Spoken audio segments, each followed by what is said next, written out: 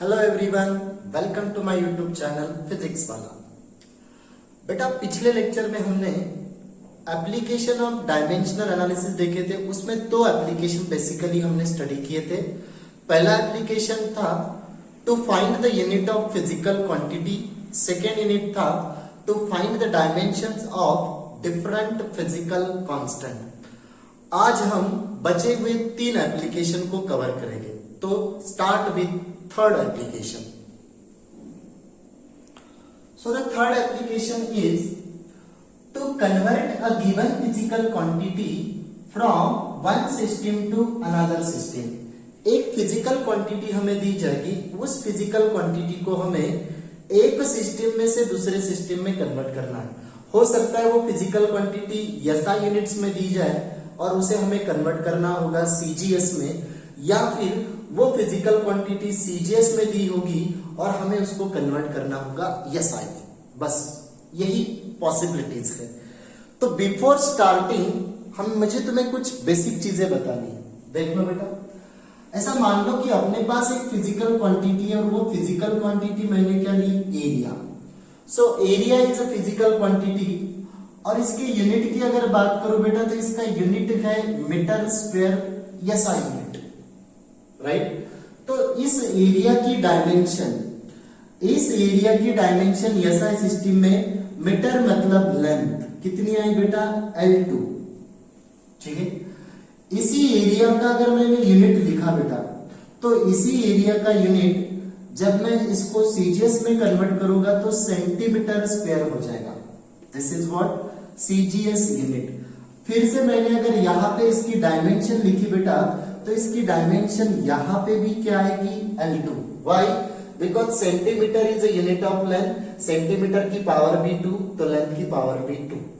ध्यान दो, मतलब whenever quantity is converted from one system to another system, whenever quantity is converted from one system to another system, the power of dimension does not changes. Power of dimension does not changes. Previously भी power 2 थी dimension की, यहां पे भी power 2 है। अगर मैं इसे CGS से अगर अपन इसे SI में कन्वर्ट करते तो भी देख लो, CGS सिस्टम में डायमेंशन की पावर 2 है, SI सिस्टम में भी डायमेंशन की पावर 2 है। So very important sentence, when we convert any physical quantity from one system to another system, the power of dimension does not changes, only units and values changes, only units and value changes। Unit change हो गया। Unit क्या हो गया, इसका unit था metre, इसका unit हो गया सेंटीमीटर, ठीक है। अगर हमें बोला गया होता कि लेंथ है ना, हमें बोला गया होता कि किसी वायर की जो लेंथ है वो लेंथ है 1 मीटर, तो ये है बेटा SI यूनिट, ये है SI यूनिट। अगर मैंने इसी लेंथ को लिखा तो इस वायर की लेंथ कितनी हो जाएगी, तो इस वायर की लेंथ हो जाएगी 100 centimetre CGS।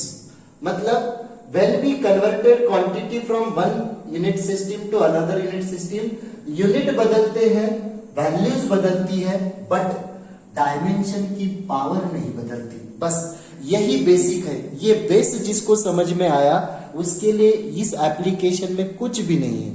You can solve any of the numerical. क्या है फिर से देखो, when we convert quantity, any physical quantity from one unit system to another unit system, power of dimension does not changes. Power of dimension does not changes, only units and values changes, only units and value changes। मान लो कि इस unit system में इसकी value को मैंने N1 बोला और इसकी यूनिट को U1। So here N1 is 1, that is value, U1 is unit, that is meter। Second system में बेटा मैंने इसको बोल दिया N2, that is value of length in second system, और इसको बोल दिया U2। आप देखो इस इक्वेशन 1 और इक्वेशन 2, इन दो इक्वेशन की लेफ्ट हैंड साइड सेम है लेंथ, इसका मतलब वी कैन इक्वेट देम। अगर इनको हमने इक्वेट कर दिया बेटा, इक्वेटिंग 1 and 2, तो हमें फॉर्मूला मिल गया n1u1 is equals to n2u2। बस यही दो चीजें हैं जिससे हम कितना भी टिपिकल क्वेश्चन सॉल्व कर सकते हैं। पहली क्वांटिटी, पहली जो बात हमें याद रखनी वो क्या है, whenever we convert quantity power does not changes। secondly we have to use the formula n1u1 is equals to n2u2। तो चलो एक एग्जांपल लेके आपको बताता हूं इन सारी चीजों को कैसे यूज करना है। सपोज दैट हमने एक फिजिकल क्वांटिटी कंसीडर की जो है x, और इसकी डायमेंशन बोल दी बेटा कि इसकी डायमेंशन है m raise to a l raise to b t raise to c। So this is the quantity x, इसकी डायमेंशन हमने एज्यूम की m raise to a l raise to b और t रेस टू c। अब हमने क्या बोला कि इसकी जो डायमेंशन है, इसकी डायमेंशन किसी एक सिस्टम में, मान लो SI सिस्टम में, इसकी डायमेंशन एक SI सिस्टम में हमने m1 l1 t1 रखा है। बेटा हमने सेंटेंस क्या पढ़ा था, if we convert physical quantity from one system to another system there is no change in power. तो पावर में कोई भी चेंज नहीं आता डायमेंशन की। तो let's say the dimension of quantity x in SI system is m1 raised to a, l1 raised to b, t1 raised to c, and the dimension of same physical quantity in CGS system or other system is, फिर से मैंने इसको m2 l2 t2 रखा, और आपको पता है कि मैं पावर नहीं चेंज करूंगा क्योंकि when we convert quantity from one system to another system there is no change in power of dimension। तो फिर सर ये m1 l1 t1 m2 l2 t2 क्यों लिखा, क्योंकि बेटा हमने देखा कि जब हम किसी भी क्वांटिटी को एक सिस्टम में से दूसरे सिस्टम में कन्वर्ट करते हैं तो यूनिट में चेंज आता है। तो यूनिट में क्या होता है, चेंज होता है। तो ये बेसिकली यूनिट चेंज हो जाएगी कि SI में अगर मैं मास लूं तो मास का यूनिट आएगा किलोग्राम, लेंथ का आएगा मीटर, टाइम का आएगा सेकेंड। CGS में अगर बात करूं तो बेटा ये जो मास है इस मास को ग्राम लिखा जाएगा, तो इनकी वैल्यूज अलग होगी। लेंथ है, लेंथ को इधर हम सेंटीमीटर लिखेंगे, टाइम को यहाँ हम सेकेंड लिखेंगे, मतलब यूनिट्स बदलने वाले हैं। इसलिए हम लोगों ने m1 m2 l1 l2 t1 t2 लिखा है, बट हमने उनकी पावर को चेंज नहीं किया। गॉट इट बेटा। अब फॉर्मूला यूज करेंगे ना, using formula n1 u1 is equals to n2 u2। ऐसा मान लो कि हमें उस फिजिकल क्वांटिटी की वैल्यू कैलकुलेट करनी है सेकेंड सिस्टम में, मतलब हमें n2 चाहिए। n2 चाहिए तो क्या होगा बेटा, फॉर्मूला n2 का ये n1 जैसे का वैसा, ये u2 इधर आएगा तो डिनोमिनेटर में चला जाएगा। तो this n2 will be equal to n1 multiplied by u1 upon u2। u1 u2 क्या है, यूनिट्स है बेसिकली। u1 u2 क्या है, यूनिट्स है। तो n2 का फॉर्मूला क्या होगा, बस इस फॉर्मूले से हर एक न्यूमेरिकल को सॉल्व किया जाएगा। क्या हो जाएगा, n2 is equals to n1 u1। What is u1, u1 in first system और यूनिट्स इन फर्स्ट सिस्टम। पहले सिस्टम में जो यूनिट्स है उनकी डायमेंशन क्या है बेटा, m1 raise to a, l1 raise to b, t1 raise to c upon u2। Second जो सिस्टम है उसमें इसके डायमेंशन क्या है, तो उसके डायमेंशन है m2 raise to a, l2 raise to b and t2 raise to c। ठीक है, इन्हें कैसा लिखा जाएगा, इसे ऐसे भी लिख सकते हैं अपन कि m1 m2 दोनों की पावर सेम है, सेपरेट कर दो, तो m1 upon m2 raise to a, l1 l2 दोनों की भी पावर सेम है, इनको भी सेपरेट कर दिया, दोनों की पावर है b, और t1 t2 इनकी भी पावर सेम है। तो दिस इज द फॉर्मूला, जिस फॉर्मूले से हर एक न्यूमेरिकल सॉल्व होगा। ठीक है, स्टेप बाय स्टेप याद रखो। When we convert quantity, physical quantity from one system to another system, there is no change in power। हर बार देख लो m की पावर a ही मिलेगी, l की पावर b ही मिलेगी, t की पावर c ही मिलेगी, बट जैसे जैसे सिस्टम बदलेगी बेटा तो यूनिट बदलेगी, यूनिट बदलेगी, इसके लिए हमने इसे m1 l1 t1 से रिप्रेजेंट किया, इसे m2 l2 t2 से रिप्रेजेंट किया। ऐसा कंपलसरी नहीं कि SI और CGS हो, बस मैंने क्या बोला, this is dimension of quantity x in one of the system and this is dimension of x in other system. ठीक है, तो यहां से वैल्यू ऑफ और magnitude of x in other system is its magnitude in first system multiplied by this m1 upon m2 raised to a, l1 upon l2 raised to b, t1 upon t2 raised to c। अब example दूंगा तो और clear हो जाएगा बेटा। तो formula आ गया अपने पास। चलो, तो इंपॉर्टेंट फॉर्मूला पहला, किसी भी फिजिकल क्वांटिटी की डायमेंशन को इस प्रकार लिखा जाता है m rest to a, l rest to b, t rest to c, और वैल्यू ऑफ n2 इस प्रकार कैलकुलेट की जाती है। For example, convert force from SI to CGS, convert force from SI to CGS। बेटा पहली स्टेप क्या होती है, स्टेप 1, सबसे पहली स्टेप होती है जो भी क्वांटिटी दी है उस क्वांटिटी की डायमेंशन लिखो। तो डायमेंशन ऑफ फोर्स क्या आया, m1 l1 t minus 2, m1 l1 t minus 2। ठीक है, सो दिस इज इक्वेशन 2, ये इक्वेशन A है, ये इक्वेशन B है। बेटा इन दो इक्वेशन को कंपेयर करेंगे। ठीक है, सेकेंड स्टेप में क्या करना है, कंपेयर। ठीक है, compare equation 2 with equation A। इन दोनों इक्वेशन को कंपेयर किया तो पता चला कि m की पावर a होती है और यहाँ m की पावर 1 है, तो इसका मतलब a की वैल्यू है 1। इसका मतलब a की वैल्यू कितनी आई, 1। l की पावर b है, यहाँ l की पावर 1 है, तो इसका मतलब b की वैल्यू है 1। t की पावर c होती है, यहाँ t की पावर -2 है, तो c की वैल्यू होगी बेटा -2। अच्छा, ये हो गई स्टेप 2, स्टेप 1। अब स्टेप 2 देख लो, हमें किसको किस में कन्वर्ट करना है, हमें फोर्स को कन्वर्ट करना है SI to CGS, SI to CGS। तो फोर्स को कन्वर्ट करेंगे बेटा, तो फोर्स को कन्वर्ट करेंगे तो 1 न्यूटन उसकी वैल्यू लेते हैं। 1 न्यूटन एक है N1 और न्यूटन क्या है U1, that is unit.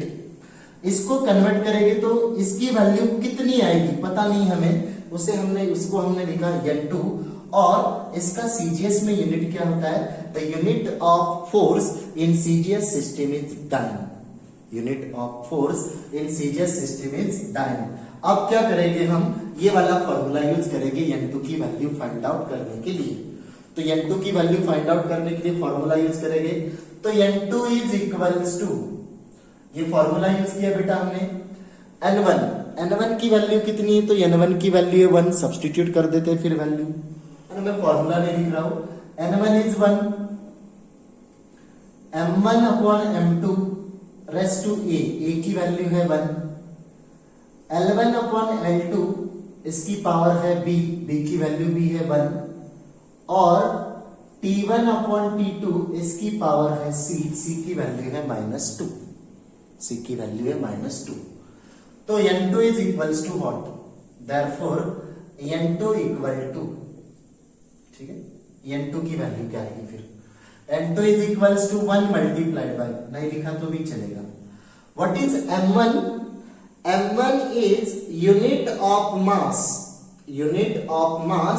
in first system। First system कौन सी है, SI, और दूसरी सिस्टम क्या है, CGS। So M1 is what?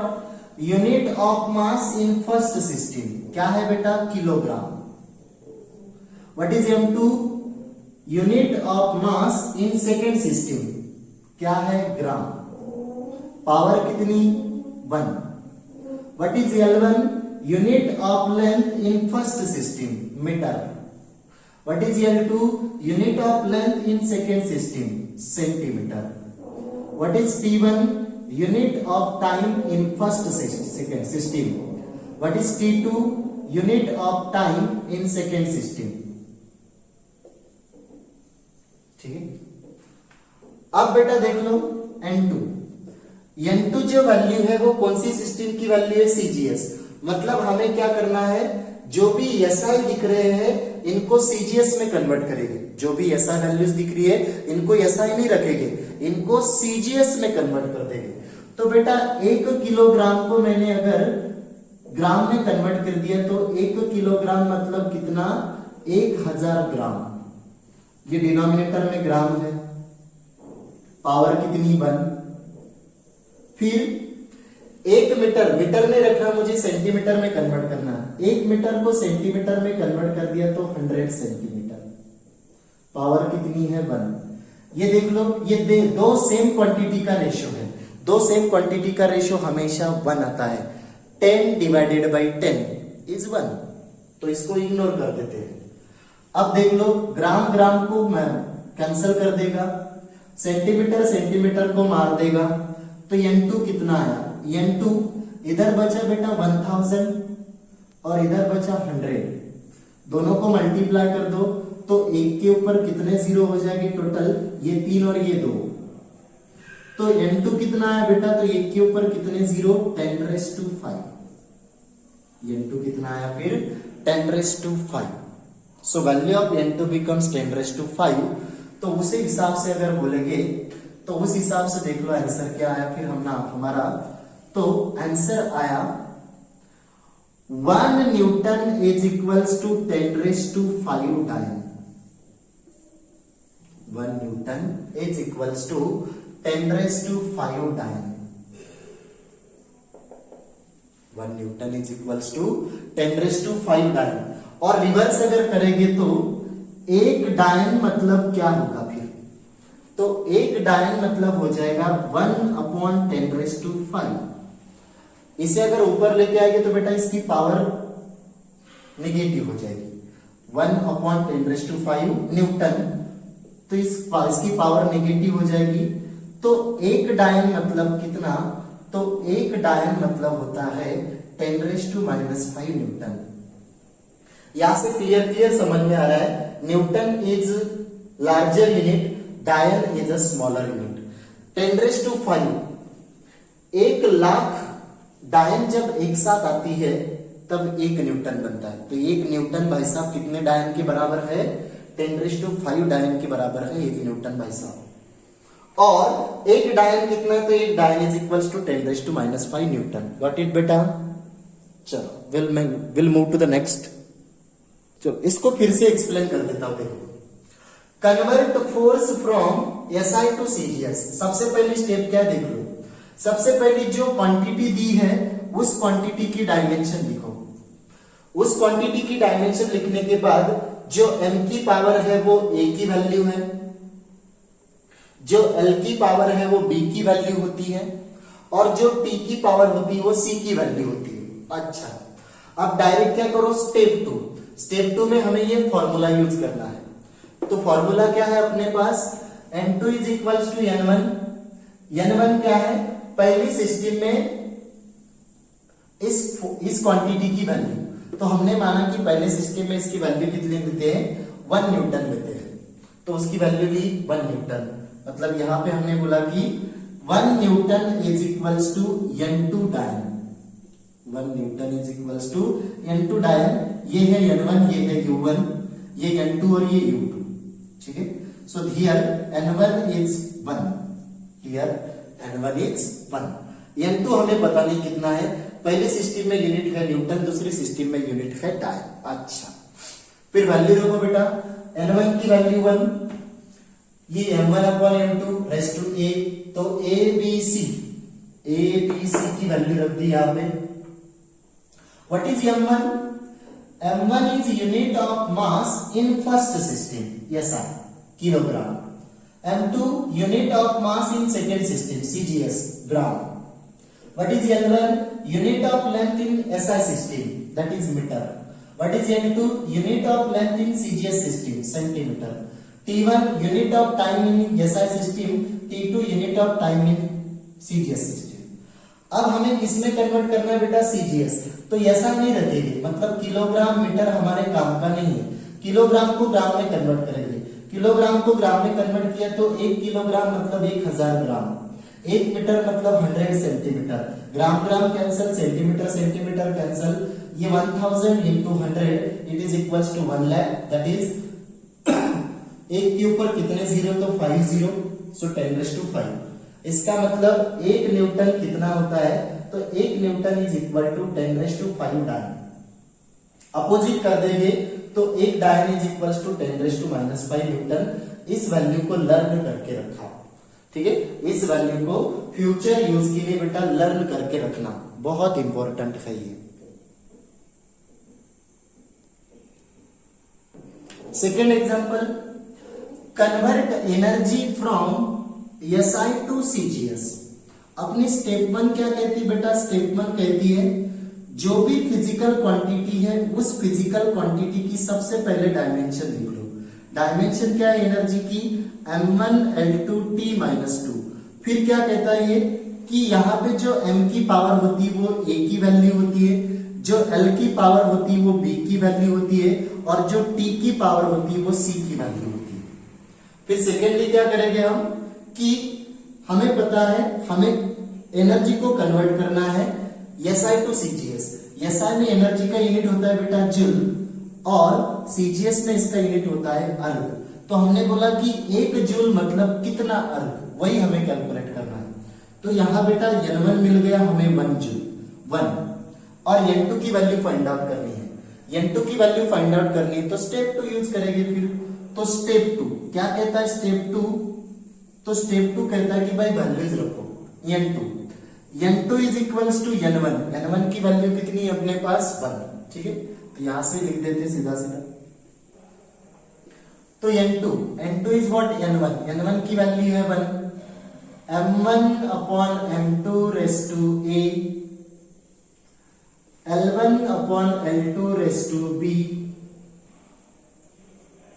T1 upon T2 raise to c. ठीक है, गॉट इट. तो वैल्यूज रखेंगे बेटा उसकी. m2 क्या आएगा फिर, m2 is equals to n1 m1 upon m2 raise to a, L1 upon L2 raise to b, और T1 upon T2 raise to c. अच्छा चलो फिर m2 is equals to, what is m1? m1 is unit of mass in first system, yes sir, that is kilogram. What is m2? unit of mass in CGS, gram. Power कितनी बेटा, power है 1. What is L1? unit of length in SI system, metre. unit of length in CGS system, centimetre. Unit of time in SI system second, CGS में भी second है -2. तो ये दोनों cancel कर देंगे, उसकी वैल्यू 1 आएगी. अब हमें किस में कन्वर्ट करना है, CGS में, मतलब किलोग्राम को कन्वर्ट करेंगे ग्राम में. 1 किलोग्राम मतलब 1000 ग्राम, ग्राम में कोई चेंज नहीं, पावर है 1. 1 मीटर मतलब 100 सेंटीमीटर, पावर कितनी बेटा 2, और इसकी वैल्यू तो 1 आती है क्योंकि ratio of 2 similar quantities always 1. तो ग्राम में ग्राम को कैंसिल कर दिया, सेंटीमीटर में सेंटीमीटर को कैंसिल कर दिया, ये हो गया बेटा 1000. और यहाँ क्या, ये 100 की पावर 2, 100 की पावर 2 मतलब 100 का स्क्वायर है वो. यहाँ क्या है, तो दिस इज 10⁻3. 1 के ऊपर कितने जीरो है, 3, 10⁻3. और 100 का स्क्वायर क्या होगा बेटा, 100 का स्क्वायर होगा ये, मतलब ये कितना हुआ 10⁻3, और इधर कितने जीरो है 4. तो a⁻m+n, तो a⁻m+n मतलब 3 + 4, 3 + 4 हो गया 7. This is the value of n2. This is the value of n2. कितनी आई n2 की वैल्यू, तो n2 इज 10⁻7. इसका मतलब 1 जूल इज इक्वल्स टू 10⁻7 अर्ग. 1 जूल इज इक्वल्स टू 10⁻7 अर्ग. देयरफॉर 1 अर्ग मतलब क्या होता है, तो ये पावर नेगेटिव हो जाती है. तो 1 अर्ग इज इक्वल्स टू 10⁻⁻7 जूल. ये एक दूसरी इंपॉर्टेंट क्वांटिटी हमें मिल गई, इसको भी लर्न करके रखना, इसको भी फॉर्मूला बुक में लिख के रखना। गॉट इट बेटा? Any doubt?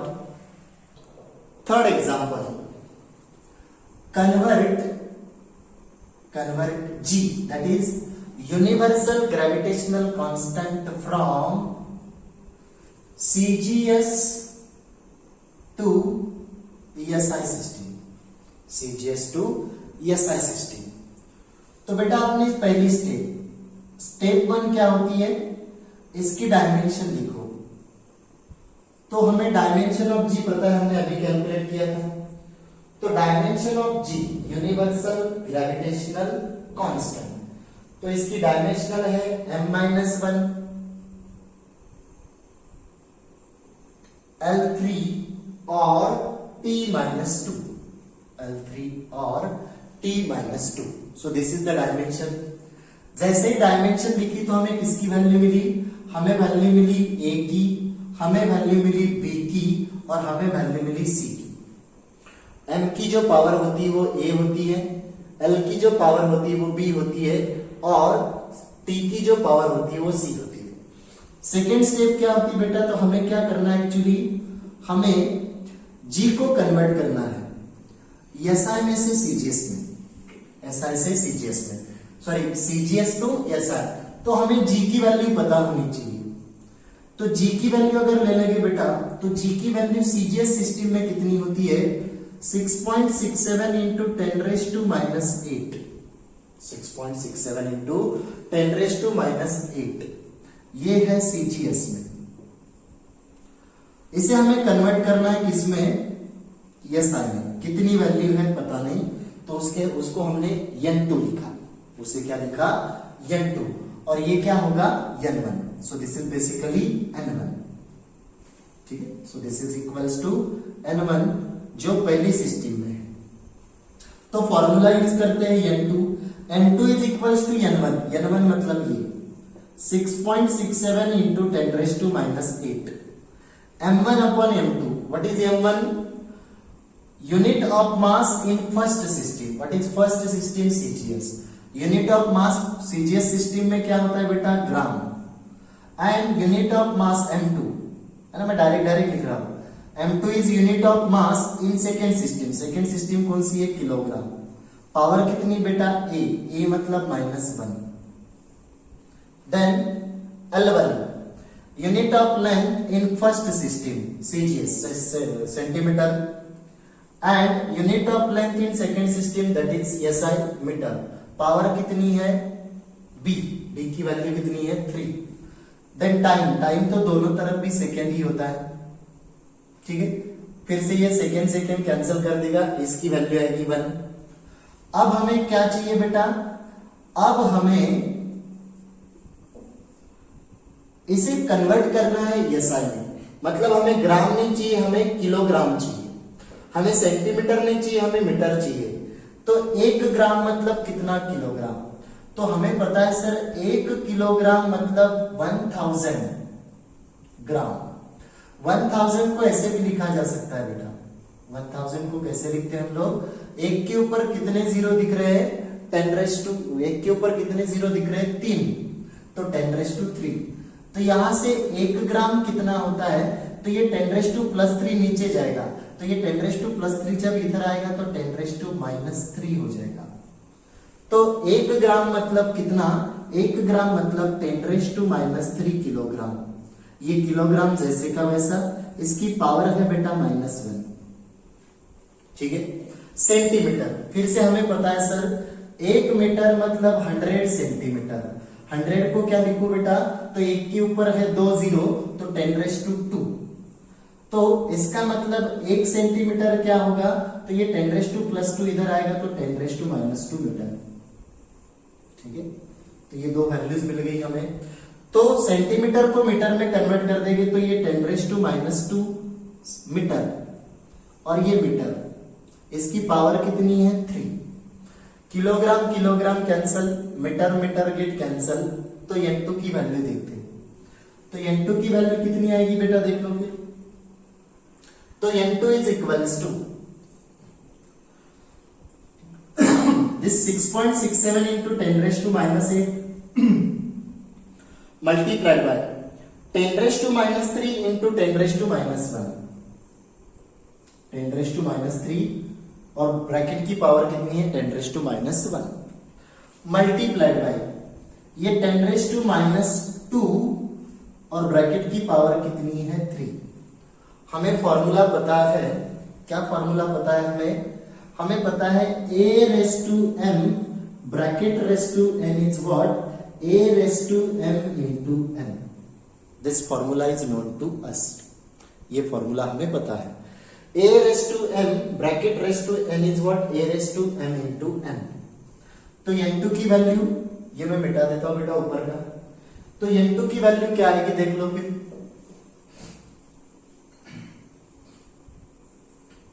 तो n2 इज इक्वल्स टू ये 6.67 इंटू 10 रेज टू माइनस 8 जैसे का वैसा,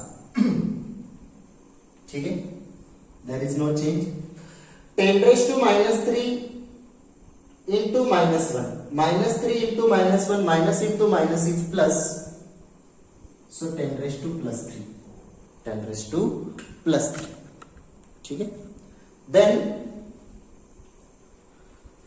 10 raised to minus 2 into 3, minus into plus is minus and 2 into 3 is 6, so 6.67 into